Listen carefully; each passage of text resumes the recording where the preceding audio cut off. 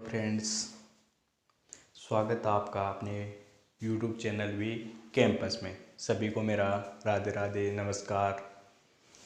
आज हम केमिस्ट्री के एक टॉपिक है केमिकल काइनेटिक्स, जिसको हिंदी में बोलते हैं रासायनिक बल गतिकी। तो कोई भी शब्द को हम देखते हैं तो हमारे को उस शब्द को जानने के या उस शब्द के बारे में जानने की क्या होती है, जिज्ञासा होती है। तो सबसे पहले जो रासायनिक बल गतिकी की रासायनिक बल गतिकी होती क्या है, तो रासायनिक बल गतिकी क्या होती है, सबसे पहले हम इसकी देखते हैं परिभाषा। यानी कि रासायनिक विज्ञान की वह शाखा जिसके अंदर अभिक्रिया की दर यानी रेट ऑफ रिएक्शन, सेकंड आती है आपकी मैकेनिज्म ऑफ रिएक्शन, थर्ड आपकी मॉडरेट फैक्टर अफेक्टिंग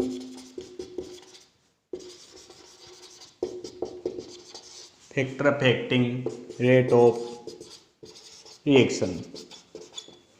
कहने का मतलब क्या है कि रसायन विज्ञान की वह शाखा जिसके अंतर्गत अभिक्रिया की दर, अभिक्रिया की क्रियाविधि और अभिक्रिया की दर को प्रभावित करने वाले कारकों का अध्ययन जिस शाखा में करते हैं उसको क्या बोलते हैं, रासायनिक बल गतिकी बोला जाता है, यानी केमिकल काइनेटिक्स कहते हैं।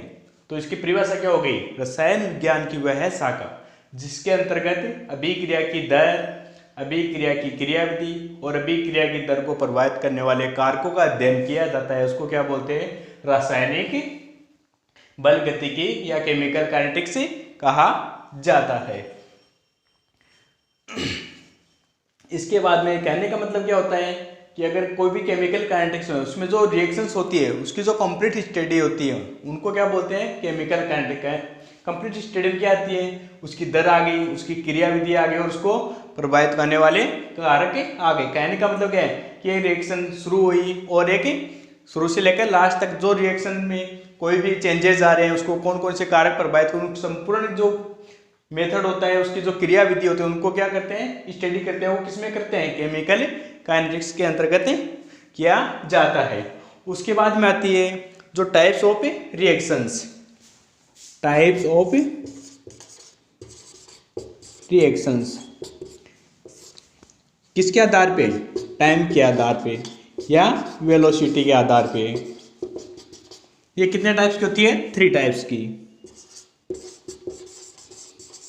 कितने टाइप्स की होती है दोस्तों, 3 टाइप्स की। फर्स्ट नंबर आपकी फास्ट रिएक्शंस, सेकंड आपकी स्लो रिएक्शंस और थर्ड आपकी मॉडरेट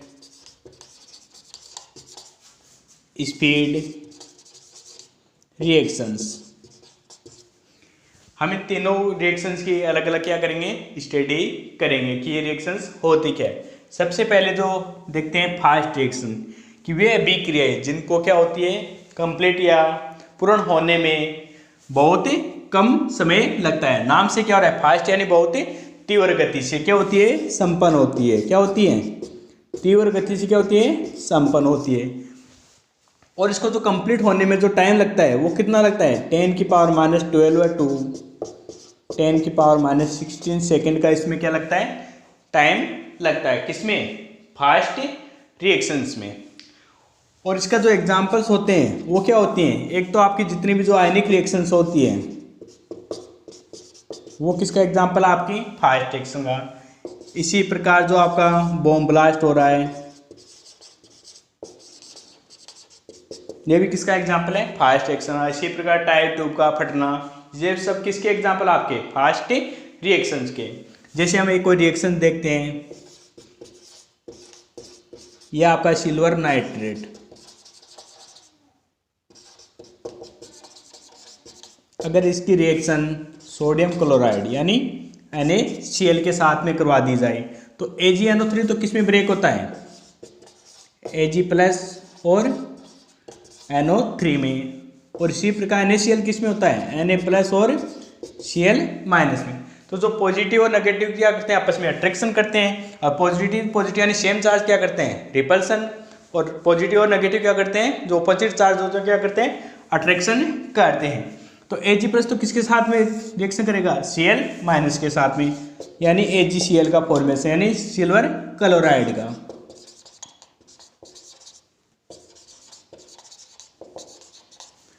और जो आपका NO3 है वो किसके साथ में करेगा, Na+ के साथ में। तो इस क्या हो गया, सोडियम नाइट्रेट, यानी NaNO3, सोडियम नाइट्रेट। तो जो सिल्वर नाइट्रेट होता है उसको क्या बोलते हैं, एमिड स्याही भी बोला जाता है। कि जो हम वोट देने जाते हैं तो हमारी अंगुली पे जो स्याही लगाते हैं वो तुरंत नहीं मिटती है, आसानी से 2-4 दिन 10 दिन से बाद में क्या होती है, वो मिटती है। वो क्या होती है आपकी सिल्वर नाइट्रेट, यानी एमिड स्याही जिसको बोला जाता है। और जो उसकी अगर रिएक्शन कराते हैं तो जो सिल्वर क्लोराइड है AgCl, इसकी हमारे को क्या होती है, व्हाइट PPT प्राप्त होती है। अगर व्हाइट PPT अगर प्राप्त हो रही है तो वो क्या हो रहा है, उसमें सिल्वर का टेस्ट किया जाता है। और साथ में क्या होता है, साइड प्रोडक्ट के रूप में सोडियम नाइट्रेट हमारे को प्राप्त होता है। ये भी किसके, आपकी फास्ट रिएक्शन का एग्जाम्पल्स है। सेकेंड हम देखते हैं स्लो रिएक्शंस। स्लो रिएक्शन, इनके नाम से क्या पता चल रहा है हमारे को कि बहुत ही धीमी गति से क्या होती है, कंप्लीट होती है। कहने का मतलब क्या है, इस रिएक्शन को कंप्लीट होने में कुछ दिन, कुछ महीने या कुछ वर्षों तक का क्या लग सकता है, इसमें समय लग सकता है। उसको क्या बोलते हैं, स्लो रिएक्शन, जिसको क्या बोलते हैं, मंद अभिक्रिया भी बोला जा सकता है या धीमी अभिक्रिया भी बोल सकते हैं। तो इसका एग्जाम्पल आपका rusting of iron, rusting of iron यानी लोहे पर जंग लगना। लोहे पर जंग लगना का केमिकल जो फॉर्मूला होता है वो क्या होता है, Fe2O3.H2। ये क्या होता है इसका केमिकल फॉर्मूला। तो जो लोहे पर जंग लगता है 1 या 2 दिन में तो लगता नहीं है, कुछ दिन, कुछ या कुछ महीने, कुछ वर्षों तक का अगर क्या होगा, इन्वायरमेंट में या बाहर वातावरण में नमी, मॉइस्चर, एयर के अगर क्या हो रहा है, डायरेक्ट अटैच में है तो उसके ऊपर क्या होता है, जंग लगना स्टार्ट हो जाता है। वो किसका एग्जाम्पल है आपका, स्लो रिएक्शंस का। थर्ड आती है आपकी मॉडरेट स्पीड रिएक्शंस, यानी मध्यम वेग वाली अभिक्रियाएं। कौन सी, मध्यम वेग वाली अभिक्रियाएं। तो मध्यम का मतलब क्या होता है, किन किन के मध्य बात कर रहे हैं हम, फास्ट रिएक्शन और स्लो रिएक्शन के क्या कर रहे हैं, मध्य बात कर रहे हैं। कि तो मध्यम जो वे रिएक्शंस जिनको कंप्लीट होने में फास्ट रिएक्शन और जो स्लो रिएक्शन है उनके बीच का अगर टाइम लगता है, यानी कहने का मतलब क्या है, कुछ मिनट, कुछ घंटों में क्या हो जाती है, कंप्लीट हो जाती है। वो किस में आती है आपकी मॉडरेट स्पीड रिएक्शन, यानी मध्यम वेग वाली अभिक्रियाओं में आती है। अगर इसकी एग्जांपल्स की बात करें तो सबसे पहले तो हम बात करते हैं जो आपकी शुगर होती है। अगर इसकी वाटर के साथ में यानी हाइड्रोलाइसिस या जल अपघटन कराया जाता है, किसका, शुगर का, तो किसका फॉर्मेशन होता है हमारे पास में, C6H12O6 प्लस C6H12O6, यानी दो हमारे को क्या हो रहे हैं, एक C6H12 है, इसको क्या बोलते हैं, ग्लूकोज बोला जाता है। एक क्या हमारे को क्या होता है, फ्रक्टोज, क्या प्राप्त होता है, ग्लूकोज और फ्रक्टोज प्राप्त होता है। दोनों का क्या है, केमिकल फॉर्मूला क्या है, दोनों का सेम है। तो हमारे को कैसा पता चलेगा कि दोस्तों कि वो कौन सा ग्लूकोज का है और कौन सा फ्रक्टोज का है। तो इसमें क्या होता है, छोटा सा डिफरेंस होता है। जो ग्लूकोज होता है उसमें तो क्या आता है, फंक्शनल ग्रुप होता है, वो क्या होता है, एल्डिहाइड यानी CHO फंक्शनल ग्रुप होता है। सेकेंड आपकी फ्रक्टोज, फ्रक्टोज में क्या होता है आपका, जो केमिकल जो फॉर्मूला होता है या जो फंक्शनल ग्रुप होता है वो क्या होता है, कीटोन, क्या होता है, कीटोन यानी COO। अगर जहाँ पे क्या आ रहा है, कीटोन फंक्शनल ग्रुप है वो क्या होगी, फ्रक्टोज होगी। और जिसमें एल्डिहाइड फंक्शनल ग्रुप आ रहा है वो क्या होगा आपका, ग्लूकोज होता है। तो अगर क्या कर रहे हैं, शुगर का हाइड्रोलाइसिस या जल अपघटन करवा रहे हैं तो ग्लूकोज और फ्रक्टोज का फॉर्मेशन होता है। सेकेंड रिएक्शन अगर आप देखें तो जो आपका एस्टर होता है, ये क्या आपका एथिल मेथिल एस्टर। अगर इसका हाइड्रोलाइसिस यानी जल अपघटन कराया जाए तो CH3COO(C2H5) यानी एस्टर किस में ब्रेक होता है, एक तो CH3COO- और C2H5 प्लस में, और वाटर किस में ब्रेक होता है, H प्लस और OH माइनस में। तो CH3COO- किसके साथ में रिएक्शन करेगा, H प्लस के साथ में, तो क्या हो गया CH3COOH, और OH माइनस किसके साथ में करेगा, कार्बोकेटायन है C2H5 प्लस के साथ में रिएक्शन करेगा, तो किसका फॉर्मेशन हो जाएगा C2H5OH। इसको तो क्या बोलते हैं, एसिटिक एसिड। और ये क्या आपका इथाइल एल्कोहल। ये सब किसके एग्जाम्पल, आपके मॉडरेट स्पीड रिएक्शन के। तो फास्ट रिएक्शन में क्या देखा कि वे अभिक्रियाएं जो बहुत क्या हो रही थी, तीव्र गति से संपन्न हो रही थी, जैसे आयनिक रिएक्शन और बॉम्ब ब्लास्ट है, कोई साइकिल का टायर का इनका क्या है फटना, वो किसके फास्ट रिएक्शन। सेकेंड अपनी स्लो रिएक्शन, जिसमें हमने देखा था, क्या देखा था कि जो रस्टिंग हो पायरेन लोहे पर जो जंग लगना, वो किसका एग्जाम्पल था, स्लो रिएक्शन, जिसको कंप्लीट होने में कुछ दिन, कुछ महीने या कुछ वर्षों तक का समय लगता है। थर्ड आती है आपकी मॉडरेट स्पीड रिएक्शन, यानी मध्यम वेग वाली अभिक्रियाएं, जिसमें क्या होती हैं कुछ मिनट कुछ घंटे में क्या हो जाती है, वे अभिक्रियाएं कंप्लीट हो जाती है, उनको क्या बोलते हैं मध्यम वेग वाली अभिक्रियाएं। जिसके एग्जाम्पल हमने देखे शुगर और एस्टर का हाइड्रोलाइसिस। अब बात आती है कि जो केमिकल काइनेटिक्स होती है, इसके अंदर कौन कौन सी रिएक्शन की स्टडी की जाती है। तो जो आपकी फास्ट रिएक्शन जो और स्लो रिएक्शंस है, इनकी स्टडी तो केमिकल काइनेटिक्स में नहीं की जाती, लेकिन जो आपकी मॉडरेट स्पीड रिएक्शन है, इनकी स्टडी किस में की जाती है, केमिकल काइनेटिक्स। इसका रीजन क्या है, हमने केमिकल काइनेटिक्स डेफिनेशन में क्या देखा था कि इन तीन चीज़ों की स्टडी अगर हम आसानी से कर सकते हैं, उनकी स्टडी किस में करते हैं, केमिकल काइनेटिक्स में। लेकिन फास्ट रिएक्शन जो स्लो रिएक्शंस हैं, उसमें आसानी से हम इन तीनों चीज़ों की स्टडी नहीं कर सकते। लेकिन अगर इन दो चीज़ों की जनरली अगर कर भी लेते हैं, तो जो इनके फैक्टर्स होते हैं, इनकी स्टडी हम आसानी से नहीं कर पाते हैं। इसलिए फास्ट रिएक्शन स्लो रिएक्शन की स्टडी केमिकल काइनेटिक्स में नहीं करते हैं। लेकिन अगर मॉडरेट स्पीड रिएक्शन को देखें, तो कुछ दिन कुछ महीने कुछ मिनट या कुछ आवर्स में क्या आसानी से हम रिएक्शन को बैठकर देख सकते हैं। तो इसकी स्टडी क्या करते हैं, केमिकल काइनेटिक्स में की जाती है। तो कहने का मतलब क्या है, केमिकल काइनेटिक्स किसकी स्टडी की जाती है, मॉडरेट स्पीड रिएक्शन की क्या की जाती है, स्टडी की जाती है। इसके बाद हम देखते हैं कोई भी अगर रिएक्शंस होती है, वो किस वेग से या किस दर से वो चल रही है, या किस दर के द्वारा उसका प्रोडक्ट का फॉर्मेशन हो रहा है। यानी कहने का क्या मतलब है, रेट ऑफ रिएक्शंस, यानी अभिक्रिया की दर, कि अभिक्रिया की दर क्या होती है। तो अभिक्रिया की दर क्या होती है, हमारे पास में क्या है, कोई भी रिएक्टेंट है और ये क्या है किस में कन्वर्ट हो रहा है, प्रोडक्ट में कन्वर्ट हो रहा है। तो जो अभिक्रिया की दर होती है, उसमें इकाई समय में अभिकारक की सांद्रता और जो उत्पाद की सांद्रता होती है, उसमें जो परिवर्तन होते हैं, उनको क्या बोला जाता है, अभिक्रिया की दर कहा जाता है। और अभिक्रिया की दर को स्मॉल r के द्वारा क्या किया जाता है, रिप्रेजेंट करते हैं। हमने क्या कहा, अभिकारक और उत्पाद की सांद्रता में परिवर्तन अपॉन उस सांद्रता में जितने टाइम में क्या हो रही है वो परिवर्तित हो रही है, यानी del T.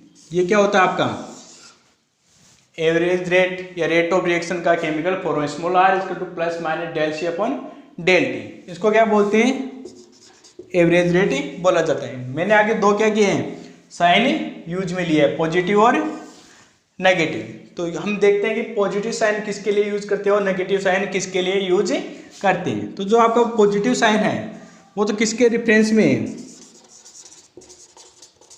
Reference of product. और जो नेगेटिव साइन है वो किसके करते हैं, रिफरेंस ऑफ रिएक्टेंट। कहने का मतलब क्या है, जो प्रोडक्ट होते हैं वो तो टाइम के साथ में क्या होते हैं, मान लीजिए अगर हमारे पास में ये कोई रिएक्शन है, रिएक्टेंट किस में कन्वर्ट हो रहा है, प्रोडक्ट में। हमारे पास में पहले कितने मॉलिक्यूल थे, अगर रिएक्टेंट के जब रिएक्शन स्टार्ट नहीं हुई है, रिएक्टेंट के कितने मॉलिक्यूल हैं, 10 मॉलिक्यूल्स। तो प्रोडक्ट के कितने होंगे, 0। क्यों होंगे, क्योंकि जब रिएक्शन स्टार्ट ही नहीं हुई है। अगर मान लीजिए t equal to T time पे, यानी कुछ टाइम क्या हो गया, रिएक्शन को स्टार्ट हुए हो गया, तो हमारे पास में वाले प्रोडक्ट के 5 मॉलिक्यूल हमारे को अगर प्राप्त हो रहे हैं तो अब रिएक्टेंट के कितने बचेंगे, पहले कितने थे टोटल 10 में से 5 तो क्या हो गए प्रोडक्ट में कन्वर्ट हो गए।